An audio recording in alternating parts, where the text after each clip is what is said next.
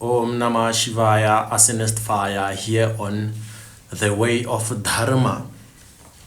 So let me fix my posture in position so that I can address you without having any religion as an interruption.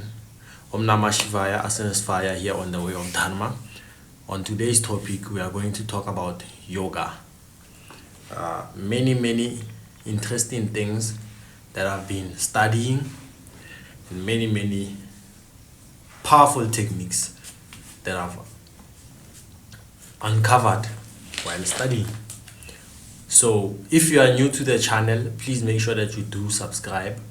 If you are a returning viewer, please do make sure that you do subscribe, and make sure that you also like, and make sure that you hit the notification bell to get notified of my future uploads and future posts on the channel. Om Namah Shivaya, Asana Fire. So today's subject is going to be explosive.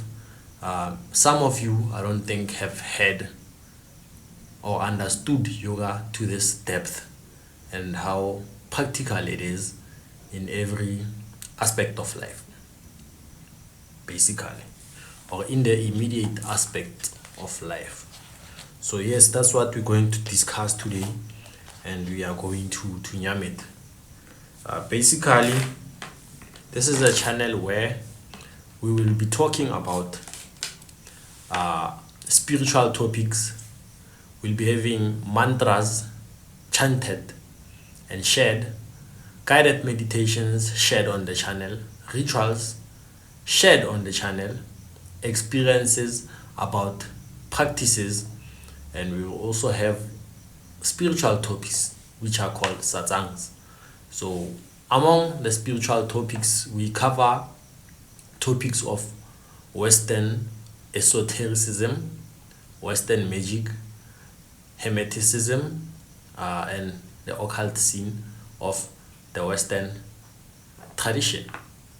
We will also cover bits of African spirituality, and we will be largely dependent or largely focused on the spiritual practices of Dharma, which are Vedic in nature, which are basically from the Eastern traditions of India, Tibet, and such traditions, of course. So please do make sure that you are sure that you want to experiment on the things that we share here in this channel, and know that I'm not preaching the gospel. This is not the only way to attain spirituality, to attain spiritual knowledge. Basically, I am not saying I'm right and I'm the righteous savior, and I'm not a medical professional or a professional who offers legal advice. In the case where such is required, please make sure that you consult with your medical advisor or your doctor or the professionals in terms of financial advice, in terms of legal advice, and many other aspects of your life which would need to be covered at that time. So this is a disclaimer to let you know that whatever results that you would experience from experimenting with the content that comes from way of Dharma, Asana Fire and the way of Dharma will not be held liable for any adverse results that you will have. Of course, if you have any positive results, I will be held liable for that. So yes, let's continue today. I want to talk about the law of duality. Okay, the principle of duality. Everything comes in jewels in this physical universal manifestation. So for every male, there's a female. For everything good, there's a bad. The law of duality goes on to reinforce the principle of polarity. The principle of duality reinforces the principle of duality, the principle of polarity. Okay, good and bad things are just different aspects or different sides of the same coin. They are two sides of the same coin. Everything in this universe goes in duals, okay, in twos, basically in pairs. It is paired. Nothing perfect or complete is manifest and unto this physical third dimension existence, basically. So for every male there's a female. Okay, much emphasis on this one right here. For every male there's a female. For everything good there's a bad side to it. It's constantly two poles. The major one is actually this principle of masculinity and femininity. It's a principle of gender. The principle of duality reinforces the principle of gender. So it has two genders. Basically, what is a gender? Gender is a way or it's a word used to interpret the dual side of life in terms of the different types of energy, the muscular energy and the feminine energy. So it's a word used to describe those two. So on a low level, when you are talking to a 3-year-old, the closest thing to define these two opposites would be to use a male and a female, would be to use gender in that case. But in another aspect of life which is not of male and female, the sun and the moon can be classified as masculinity and femininity. Okay, the characteristics of the sun would be likened to solar energy, the masculine energy that you may find on a low level of humanity or this third dimension. You understand? The moon energy would be closely likened, or eloquently likened, not to cause confusion, would be eloquently likened to the feminine characteristics, which is that of a female. So you constantly have these two sides of nature, basically. These two principles, that of masculinity and femininity.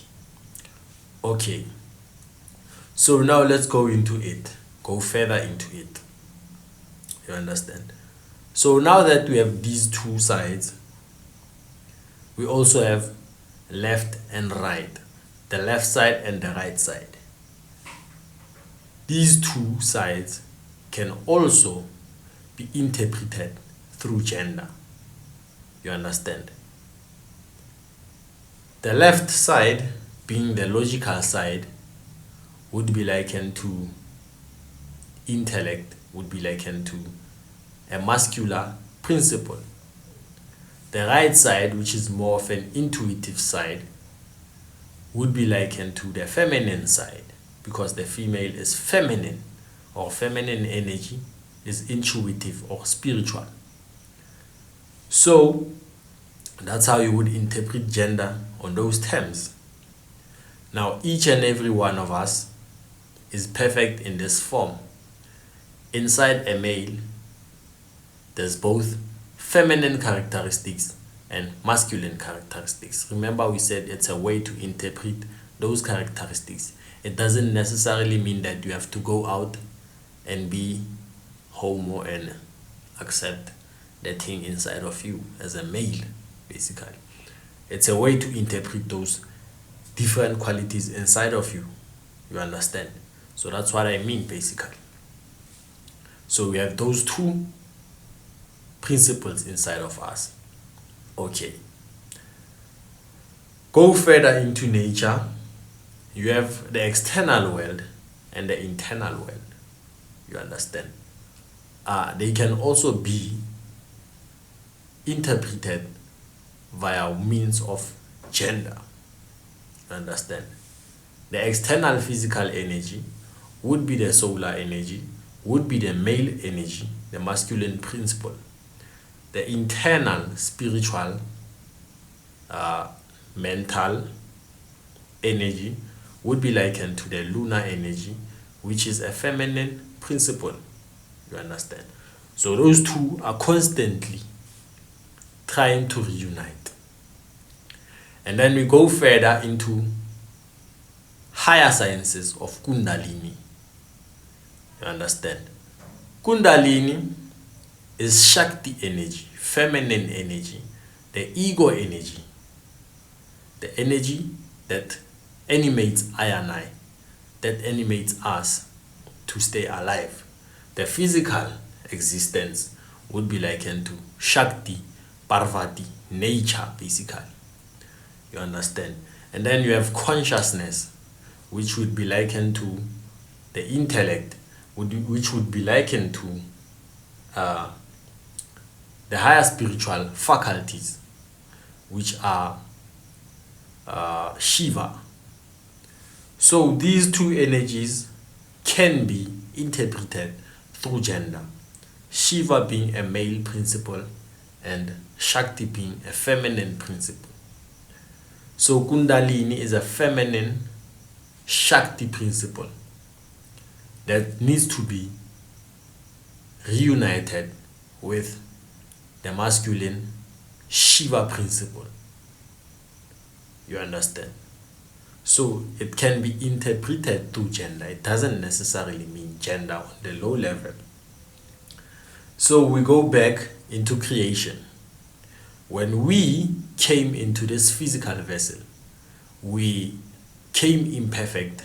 We lost some of our faculties and our qualities, or rather they are still inside of us, latent inside of us, like a river that has stone under it, but because of the turbulence and the waves, you can't see them clearly. It's only when the river is still or the water is still that you can actually see the contents of Ironai River and the minerals that lie beneath Ironai River. So you understand. So we came imperfect, having these latent qualities, being submerged deeper into Ironai self. One of the qualities that we lack is the feeling of connection. You understand? There is an illusion of separation that we have when we take this form, because the human form is imperfect. We do have these two principles inside of I and I, but as soul on a deeper level, there's a deeper connection that we seek. Hence you see I and I going outside looking for a girlfriend. Hence you see I and I going outside looking for a boyfriend. You understand? These two things, you are seeking something which is within you. You are seeking a connection that you can't unfortunately experience in human form because of the limitedness of, or the limits of the physical form, basically. So you understand. So constantly, what does it give you? It gives you an idea that we are constantly on a search for ourselves, our true selves, to unite with our true selves. Now this is where the subject of yoga comes in. Now before we come into the subject of yoga deeply so, let me explain something to you. I did a video, it was more like an audio podcast, having a hexagram and further defining the hexagram to you. Now the hexagram, this would be the hexagram. This 6-pointed star, a triangle facing up, a triangle facing down. These two principles, the upward facing, would be interpreted as a male principle, and the downward facing would be interpreted as a feminine principle. You understand? So, in the principle of the hexagram, a hexagram is a diagram of 2D, 2 dimensions. In actuality, this hexagram symbolizes the Merkaba. The Merkaba is what?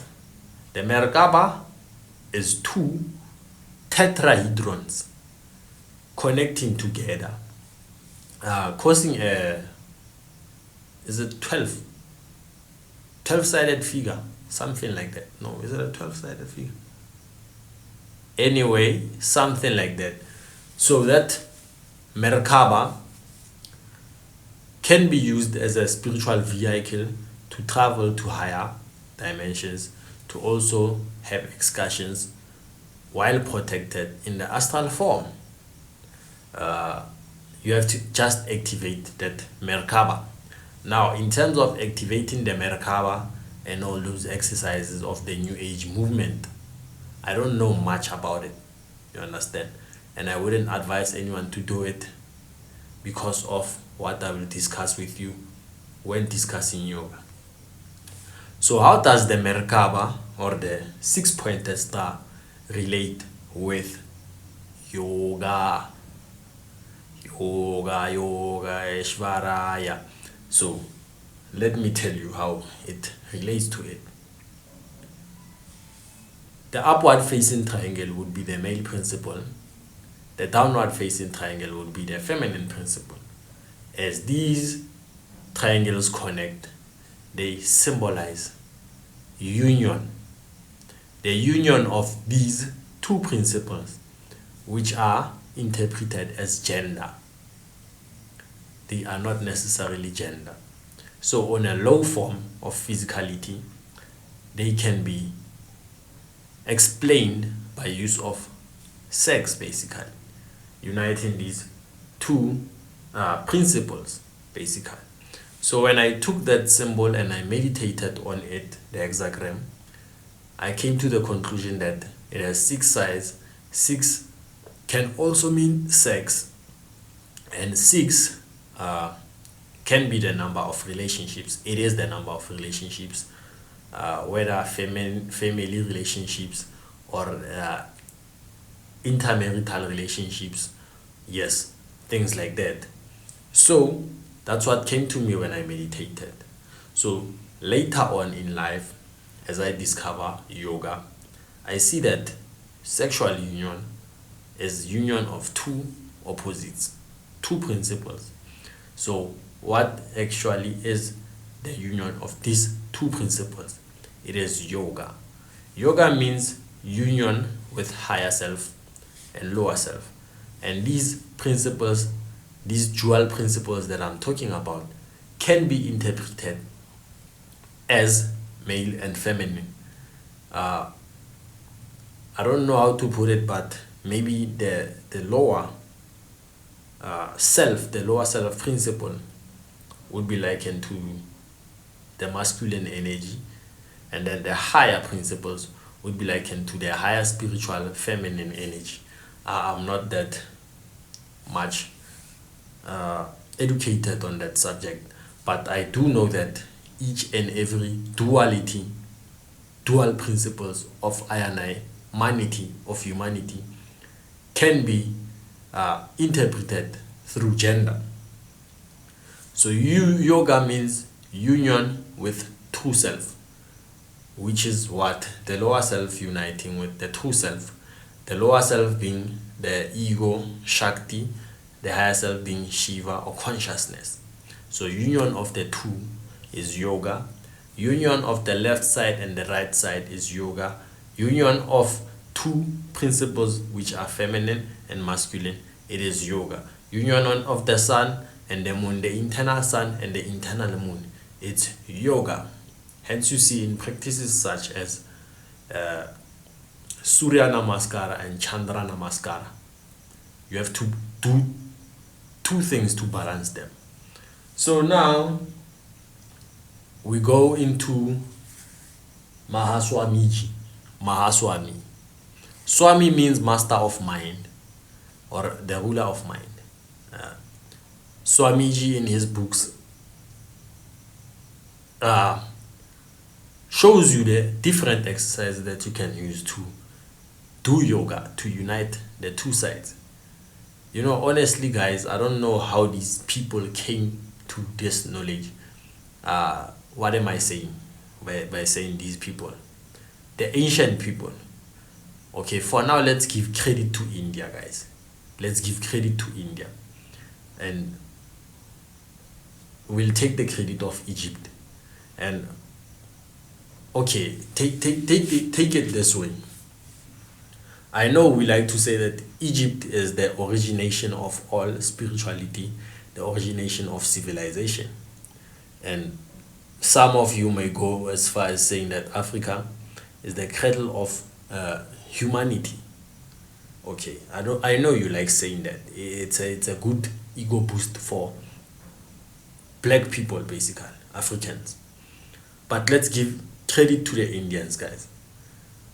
You know, these teachings of yoga, I don't know how these people came to do it, man. You know, it's amazing, basically. It's amazing. So shout out to the Indians, guys. This knowledge is beautiful and this knowledge is powerful. Because I don't have something that can prove of the greatness of, or rather of the Egyptians teaching the Indians yoga specifically. I know that the Egyptians, they created very, very powerful things, pyramids and all that stuff, and it can be verified that black people did that.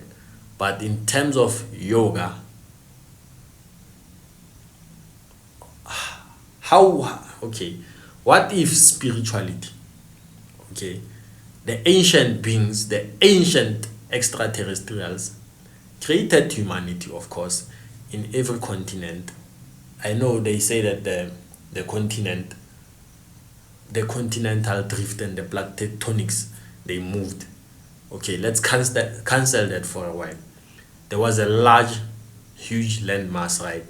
So each and every place was there, but they were all one.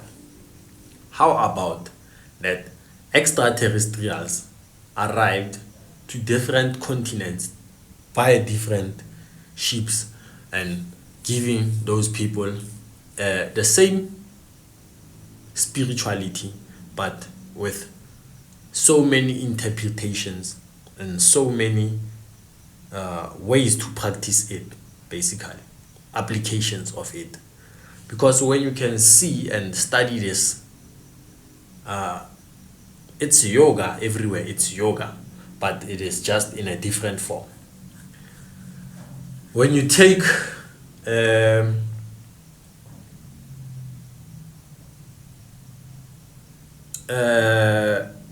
physical tool like this sage, South African sage that I've been painting. Now let me light up this one. Like this South African sage that I've been painting and energizing it with higher spiritual energy. Let's say maybe you energize it with a mantra. Om Namah Shivaya, Om Namah Shivaya. A mantra is a subtle spiritual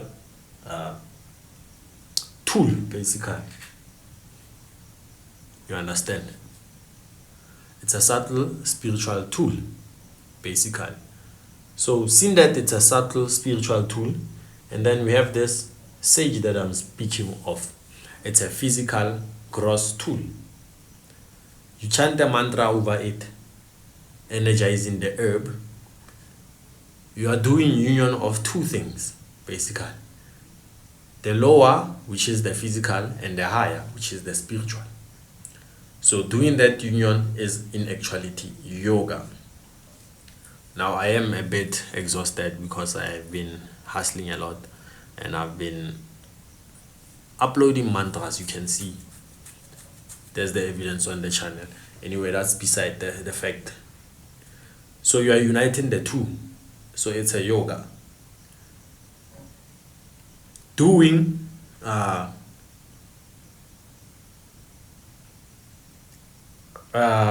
taking the lower qualities, which are your physical flesh, your behavior, your bad behavior, and uniting it with the higher behavior, the good behavior. It is yoga. You teach people morality, those of them that are dharmic, basically, that are immoral, and teaching them morality.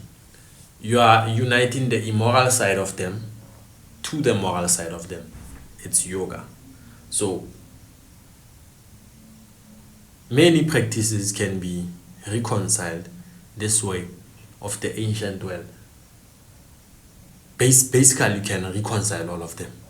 So how about these beings, the aliens, the Nagas, the Mahadeva?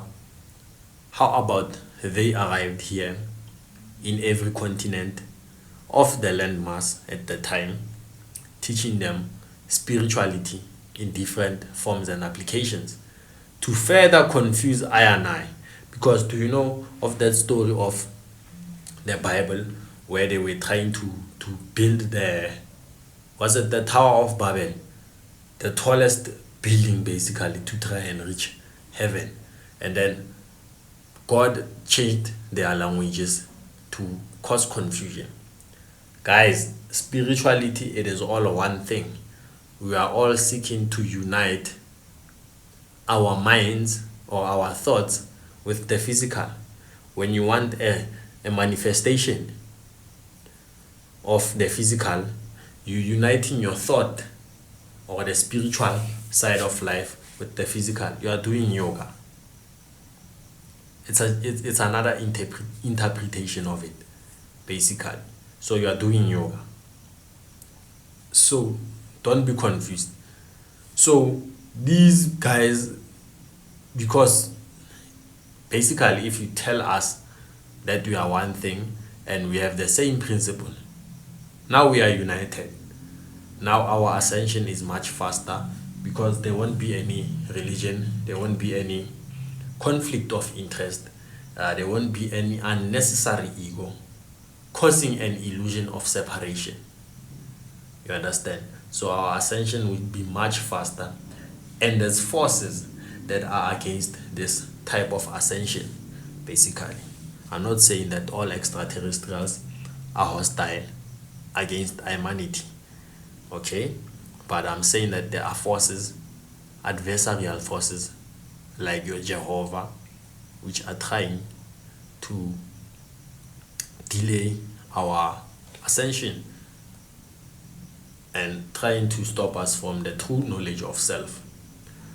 So guys, the extraterrestrials have arrived in each and every continent, giving them knowledge, this knowledge, and then India happens to have the most interesting one, according to me, because I haven't went into Egyptian spirituality, and I've never come across a channel where someone would show us them practicing these Egyptian rituals. It's always them trying to integrate Indian spirituality with Egyptian spirituality, like doing stuff like Kemetic yoga, calling it Kemetic yoga, and showing you documents and glyphs that are not related to yoga and calling them ancient Kemetic yoga poses. We have to be real with this now. I've never seen anyone doing it. If there's a book of rituals from Egypt, it's always a short book with limited knowledge. I don't know, maybe it's because the knowledge was taken by the white man into the Vatican and into the museums, the British Museum. So I don't know, maybe that's what causes it. Let me do something fast.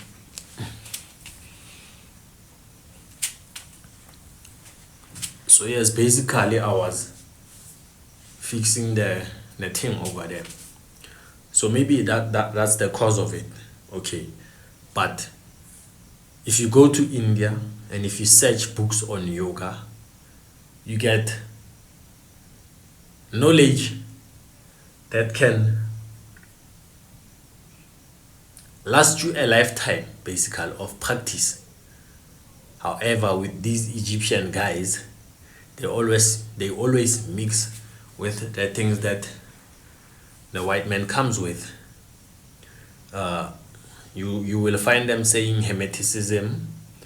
You will find them saying Luciferianism. You will find them integrating a lot of stuff, like talking about the Merkaba in books where you are supposed to be talking about Egyptian mysteries. Now, it's two vocabularies that are not from the same tradition, but like I've said, these are basically the same thing but different applications. But it causes a confusion in I mind, because in some systems you get a rapid spiritual growth which would cause confusion. The way of yoga of the Western people, let's say the shamans from the native Indians, the yoga of it would be to drink ayahuasca or psychedelics. It's another yoga. So if you have that practice and you are also practicing the art of Hermeticism, sometimes you will do that ayahuasca, and then you will have demons of the Goetia trying to steal your body, basically, or trying to attach themselves to your aura and attacking you. So you see how it's a confusion when it's like that. But when you come to the Indian side of life, or the dharmic, let me say dharmic, because it's not literally Indian culture, but it's a spiritual art that was taught from that region. And when you come to that, you have a lifetime of consistency of practice that you won't even have to reintegrate with such things. If you want to do exercises which are yoga asanas, they are geared towards uniting these two sides, the external environment and the internal environment. Now, if when you call yourself an extrovert and an introvert is basically someone who's always in their thoughts, has a running, jumping monkey mind and an intellectual mind. So they are too much in their thoughts. You understand? Or they are loners, basically. And then when you have an extrovert, someone who's more physical, someone who has more physical energy, they like to dance, they like entertainment, they like going out and interacting in public. That's an extrovert, someone who is externally based. So that's what it means, basically. So in yoga, when you do the exercises which are asanas, physical aspects of doing that stuff, you are uniting the two. The exercises are geared upon uniting the two sides of the brain, the two sides of the body, the two sides, thereby or therefore going to interpret the gender principle, the masculine and the feminine energy. You go into pranayama, anulom vilom.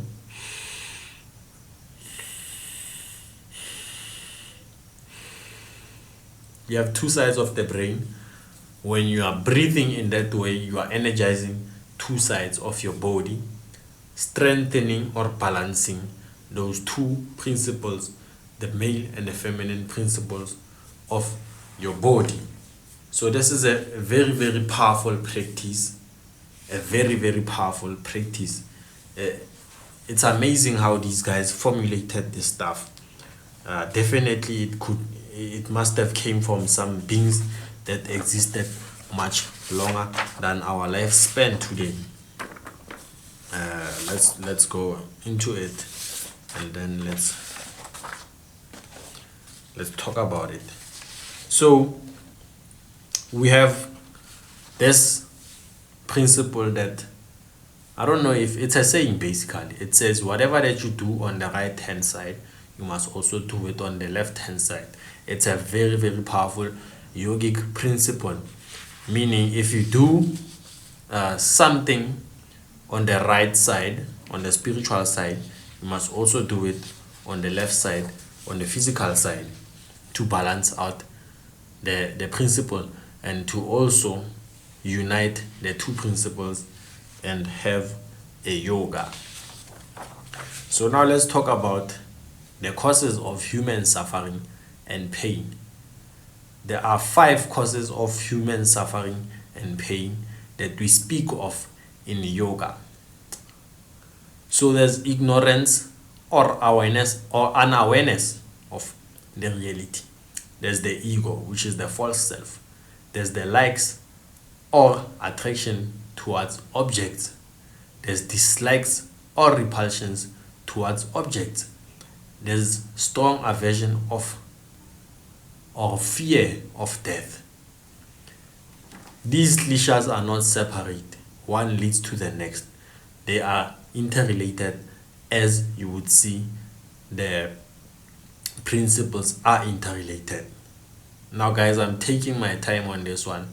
Please do make sure that you do subscribe, do make sure that you watch it till the end. The kleshas cause human suffering by making the individuals identify with things that are transient, things that are always changing. Likes and dislikes are not very different. They are merely different sides of the same coin. Something you hate and something you love. Basically, you just chose a side, whereas you could have been neutral about it and not take any side, because you take any side, it leaves an imbalance and then you are scammed. Thereby, you are more likely to swing to another side of it because of you are swinging in duality. So by uniting the two, you are actually staying neutral and you are doing a yoga. So in yoga, we also unite our character with our actions, basically. There's yamas and niyama. Ahimsa, which is non-violence. Satya, which is truth. Asatya, honesty and non-theft. Brahmacharya, which is sexual control. Aparigraha, which is non-possessiveness. These things work to destroy the 5 causes of human suffering. And then we have the niyamas, or the observances. Purity, contentment, austerity, self-study, and self-surrender. Now, how does the self-surrender work? When you surrender that false self, you start to do works without expecting any returns. When you do work which is not result-based, which is something which you can see with your physical eyes, you are doing something which is liberating. It will liberate you from the karma, because when you do works expecting something, it's a karma, and then you will be in a constant back and forth, and you will have karma, and you won't be liberated from this cycle of duality, swinging from one pole to another, experiencing the good and sometimes experiencing the badness. Now, Bhagavad Gita says that when you do actions that are results oriented or expecting something, you will experience both the beautiful qualities of that thing and the negative qualities of that thing, because basically that is what is karma. It will lock you down. Om Namah Shivaya. So guys, this is a very, very beautiful thing. It's a beautiful teaching that we learn from Dharma to unite the two sides of I and I life. The exercises are geared upon uniting the two sides of I and I brain. They are geared to uniting the lower self and the higher self, the feminine qualities and the masculine qualities. You do Surya Namaskara, you have to balance it with Chandra Namaskara. You do mental recitation of the mantra, you have to do vocalization or vocal or audible recitation of the mantra. You balance the two qualities. You are extroverted today, tomorrow you are introverted. You balance the two. You are neither one of them, but you are balancing the two of them and staying neutral and escaping duality and karma. So this is what I wanted to discuss with you today. Unite the higher self and the lower self. Unite the right side of the brain with the left side of the brain.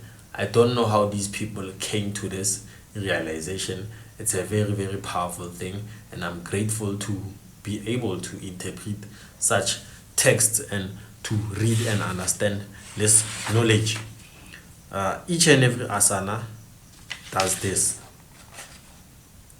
It's amazing how these things work. It's amazing because they balance out the two sides of I and I, temperament and I and I self. Let me check something for you guys.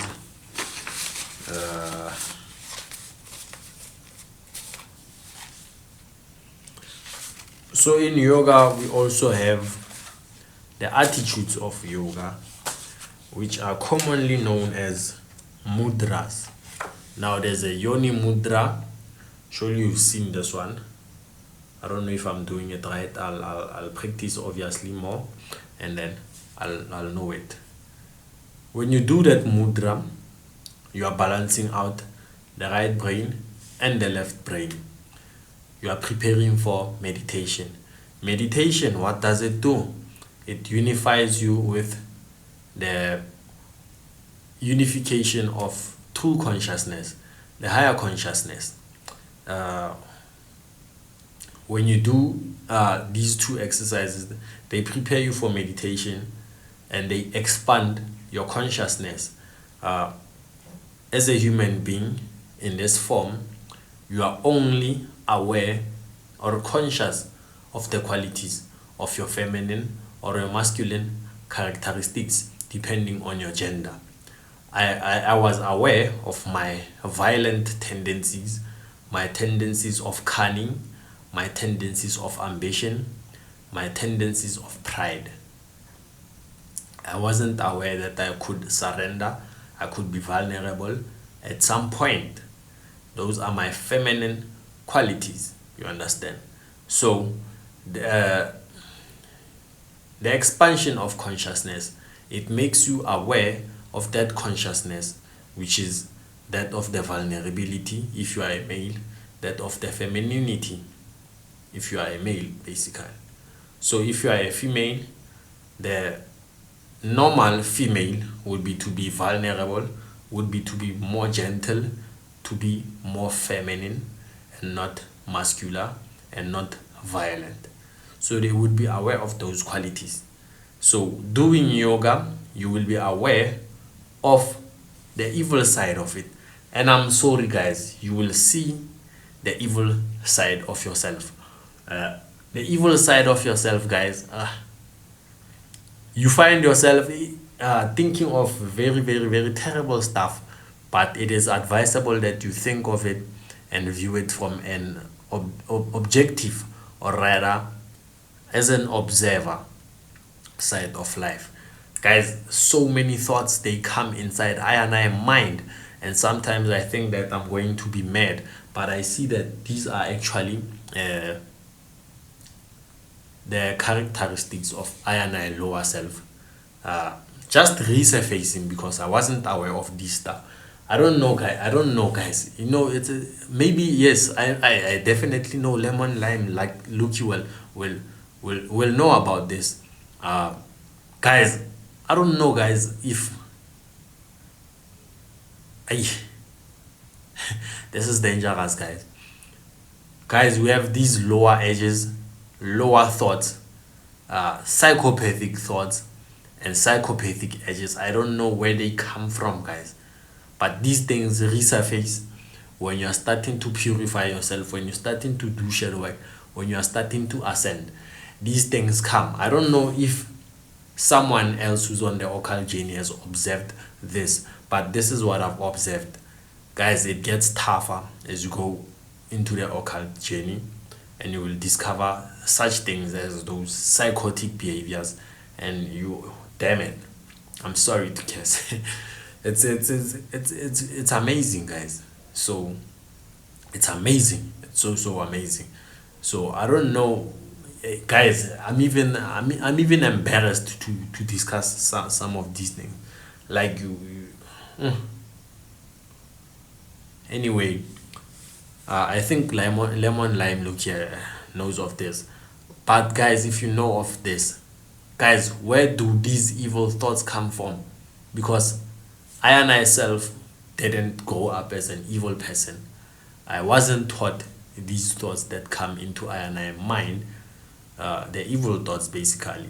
And in this book that I've been reading about, they say even if you can think of murder during meditation, just be aware of that thought and don't attach to it and don't try to repress it, because it will come back stronger.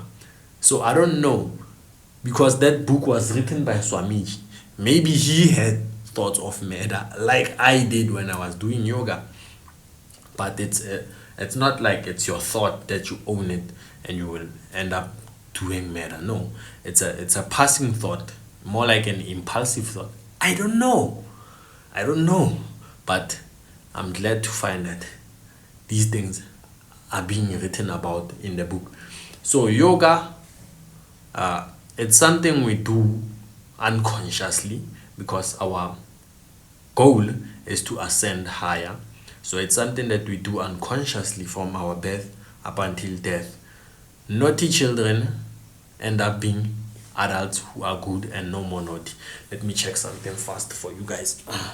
No, I'm not checking something. I'm fixing up this thing because I want to wrap it up. So yes, guys, they end up being good adults sometimes if they change their behaviors. So that is a yoga, uniting their past self with the higher self, which is their present self, which is the good self. So guys, that is yoga in actuality. The essence of yoga is union. Please make sure that you study on yoga. Please make sure that you do subscribe. And I wish you peace. I'm grateful for the sun. I'm grateful for Mahalakshmi. I'm grateful for Shri Hanumanji. I'm grateful for Swamiji. I'm grateful for the Indian knowledge. Guys, I'm grateful for the country India and their dharmic texts. And I'm grateful that the Indians are not giving me a hard time while I'm doing this challenge. Not challenge, I mean this channel, and teaching people about Dharma. I am thankful of that. I really am thankful. I feel welcomed into your culture, and thank you. Like, I feel like I was honestly made for this. Thank you, guys. Thank you very much. Om Sahana Bhavatu Sahana Bhunaktu Sahaviryam Karavavahai Tejasvina Vadhitamastu Ma Vidvishavahai. Om Shanti Shanti Shanti. Never be attached, never be possessive, never fight unless if it's dharmic for you to fight. Don't be angry, because angry people are sick people.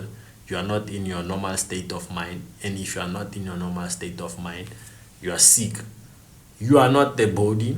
You are something which is far more powerful than the body. You are the soul, orchestrating the entire actions of I and I body. You are similar to the gems which are found beneath the river, or rather the surface of the river or the surface of the ocean. It's only when the ocean is still that your two characteristics will begin to emerge to Ayanai. Surface, Om Namah Shivaya, this is Asana's fire. Tap into those latent qualities of Ayanai self. Do yoga, true union of self, not Neko yoga, not Kemetic yoga, not African yoga, not yoga asanas only, but the whole aspects of yoga, the 8 limbs of yoga, and try to get yourself open up to many other subjects of yoga, jnana yoga, karma yoga, raja yoga, and other teachings of yoga, not Kemetic yoga, not Ethiopian yoga, not African yoga, or any yoga that has a tradition. If yoga comes to you in the tradition of the Indian culture, you have to eat biryani, you have to wear those Indian clothes. I am sorry, you are not doing dharmic things. You should seek Sanatana Dharma, the eternal cosmic law, and do the yoga of Dharma. Om Namah Shivaya, Asana fire here on the way of Dharma. Please make sure that you do subscribe and hit the notification bell. And thank you guys for supporting the channel up to this far. Mantras will be shared. More yoga topics will be discussed in the future. And I'll share some of the asanas that are very powerful for this. Om Shanti.